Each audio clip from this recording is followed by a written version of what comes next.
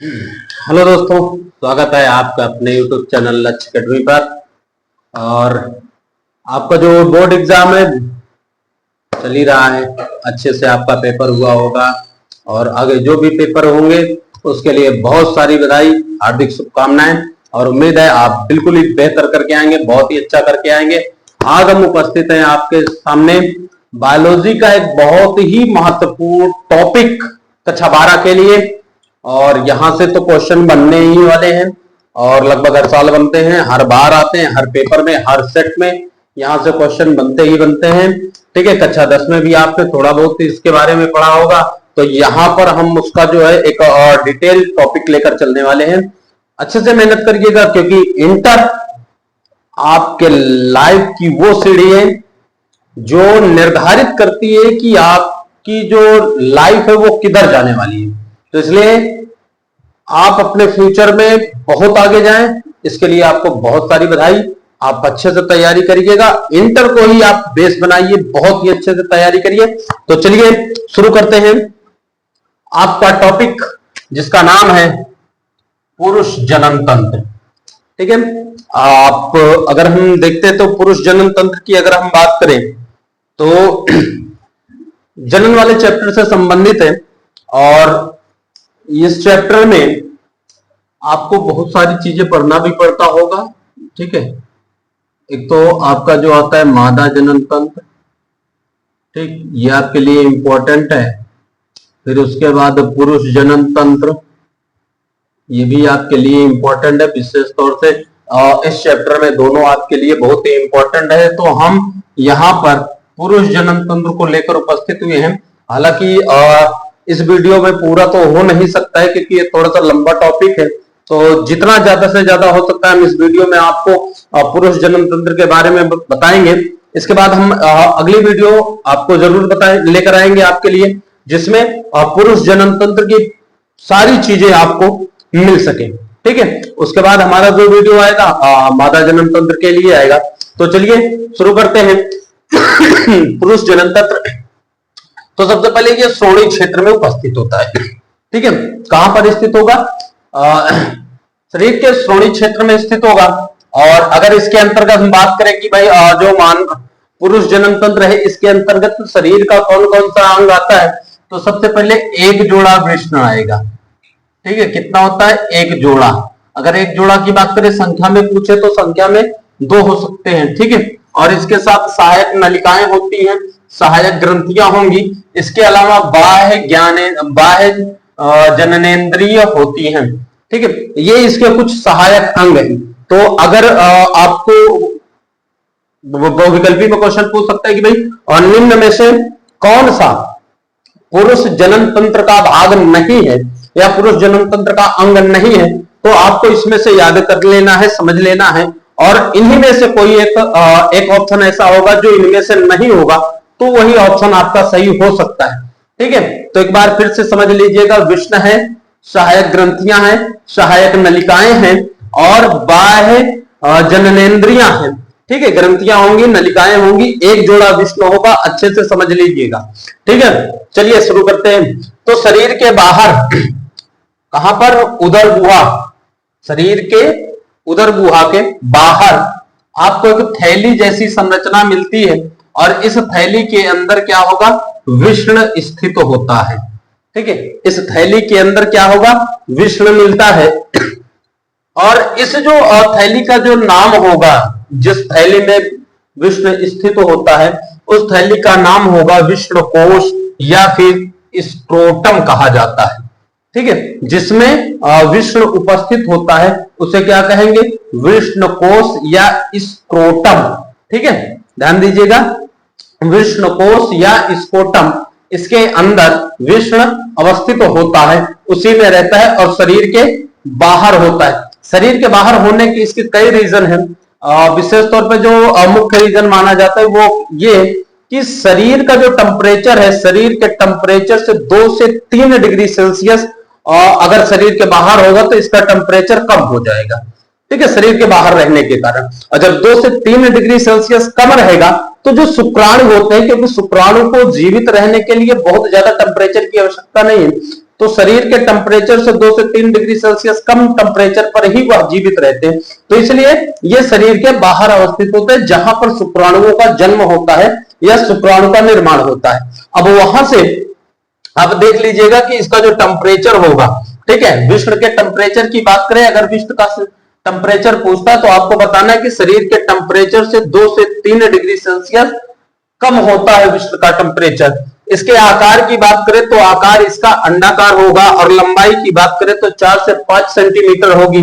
चौड़ाई की बात करें तो 2 से 3 सेंटीमीटर होगी। ठीक है, यहां तक का मामला आपका बिल्कुल क्लियर हो गया है। चलिए बताइए, समझ में आया क्या? ठीक है, तो तापमान कितना होगा? तापमान शरीर के टेम्परेचर से 2 से 3 डिग्री सेल्सियस कम होगा। चौड़ाई की बात करें तो चौड़ाई आपकी 2 से 3 सेंटीमीटर होगा। ठीक है, यहां तक समझ में आया।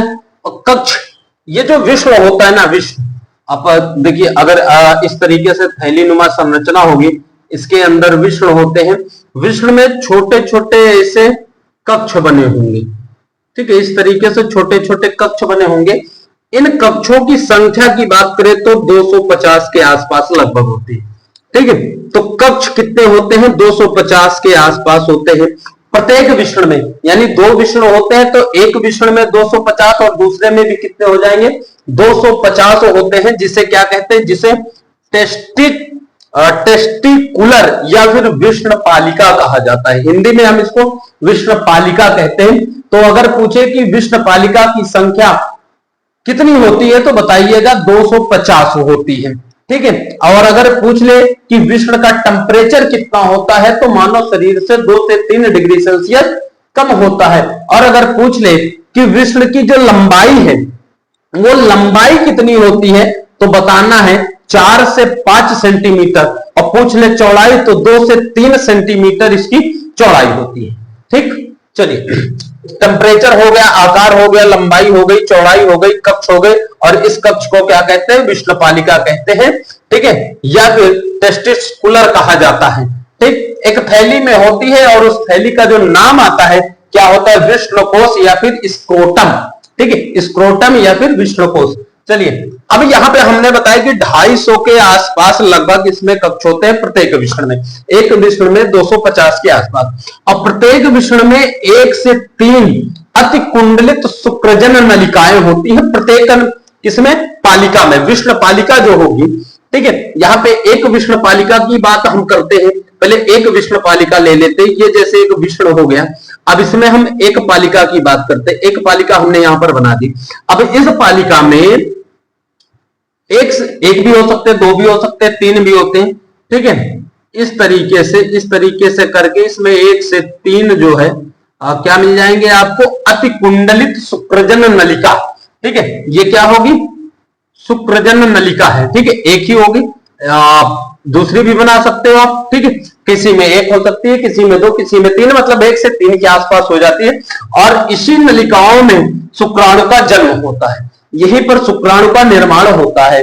ठीक है, ये जो कुंडलित शुक्रजन नलिकाएं हैं, यहीं पर किसका निर्माण हो जाता है? भाई शुक्राणुओं का निर्माण होगा। ठीक, यहां तक बात आपको समझ में। अब प्रत्येक नलिका जो है 2 प्रकार की कोशिका से अस्परित होती है। इसके अगर इंटरनल की बात करें, ठीक है, ये जो आपका दिख रहा है अति कुंडलित शुक्रजन नलिका जो है, ठीक है, हम यहां पर थोड़ा सा बना देते हैं कि जैसे मान लेते हैं ये आपकी जो कुंडलित नलिका है। ठीक है, कुंडलित नलिका है, इस तरीके से होती है, इस तरीके से कुंडलित होगी।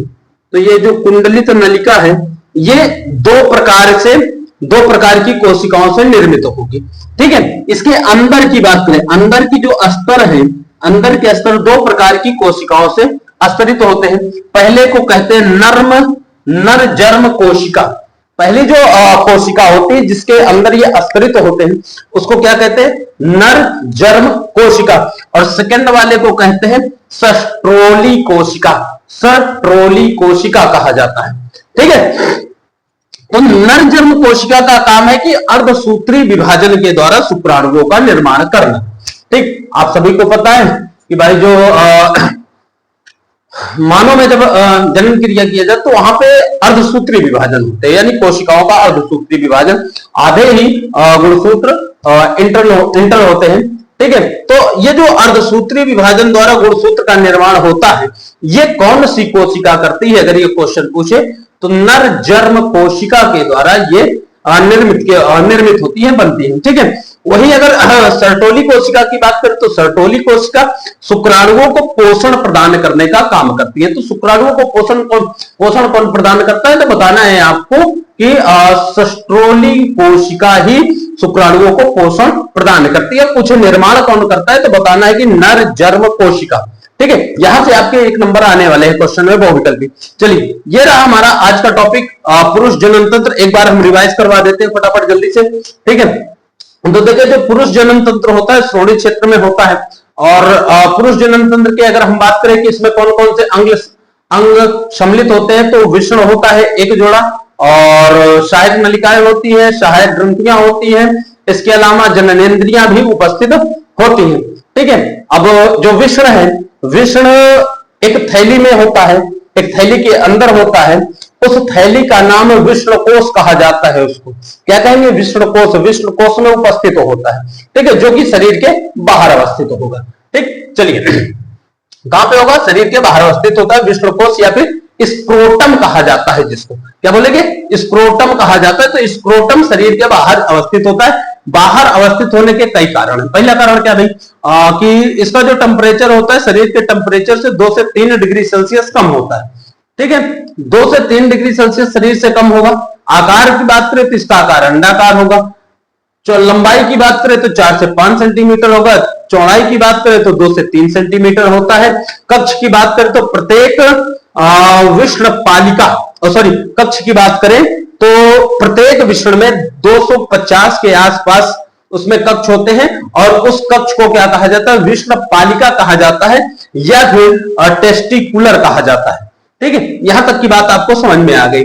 और प्रत्येक विष्ण पालिका में अगर हम बात करें मानव जनन तंत्र के विष्ण की, तो जो 250 कक्ष होते हैं, उसमें प्रत्येक कक्ष में 2 से 3 अति कुंडलित, वहां पर क्या मिलेंगे आपको? नलिकाएं मिलती हैं। ठीक है। अति कुंडलित नलिकाएं मिलती हैं। ठीक है। और यहीं पर क्या होता है? शुक्राणुओं का निर्माण होता है। ठीक है। तो प्रत्येक कक्ष में 2 से 3 अति कुंडलित नलिकाएं होंगी, जहां पर शुक्राणुओं का निर्माण होता है। और ये नलिकाएं 2 प्रकार की कोशिकाओं से स्तरित होती हैं अंदर की ओर। पहला नर जर्म कोशिका, दूसरा सस्टोर्नी कोशिका। ठीक है। नर जन्म कोशिका का काम है शुक्राणुओं का निर्माण करना अर्धसूत्री विभाजन द्वारा, और सेकंड की अगर बात करें जो दूसरा होता है सस्टोर्नी, उसका काम है शुक्राणुओं को पोषण प्रदान करना। ठीक है। हम इसी वीडियो का एक अगला पार्ट बनाएंगे, कल लेकर उपस्थित होंगे। ये वीडियो हमारा कैसा लगा जरूर बताइएगा। तब तक के लिए जय हिंद, वंदे मातरम।